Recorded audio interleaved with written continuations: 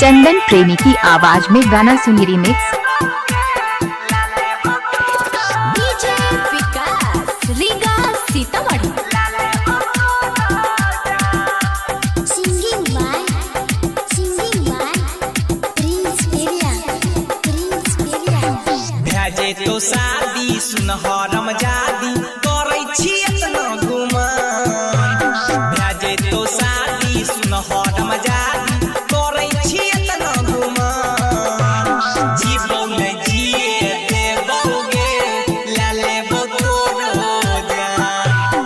जीवो में जिए देबोगे ले लेबो तोरो जान। डीजे विकास रीगा सीतामढ़ी। इलाका किसी का हो धमाका डीजे चंदन मुकेश का होगा।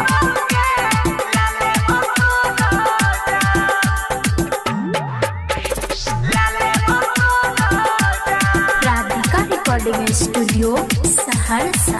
जब ममिया तोर भगई तोगे क्या देबो वही जे मार।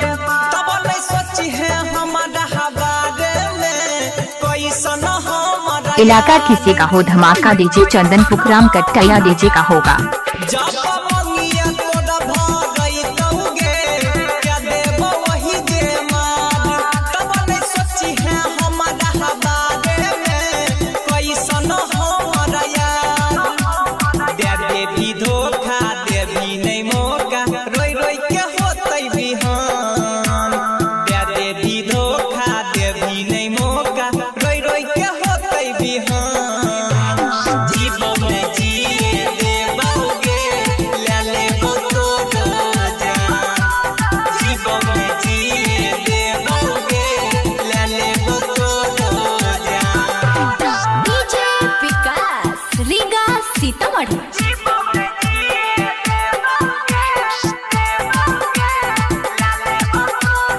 चंदन प्रेमी की आवाज में गाना सुनी रिमिक्स।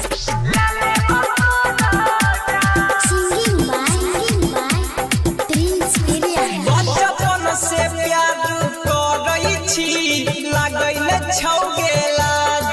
जैसे रावण के युद्ध होई छै गे करै छी संगमे आज। इलाका किसी का हो धमाका डीजे चंदन किस कुमार राज का होगा। बचपन से प्यार करै छी लागैले छौगे लाज। जैसे रावण के युद्ध होई छै गे करै छी संगमे आज।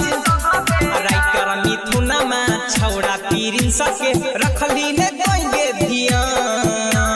राइटर मिथुनमा छौड़ा पीरिन सके रखली ने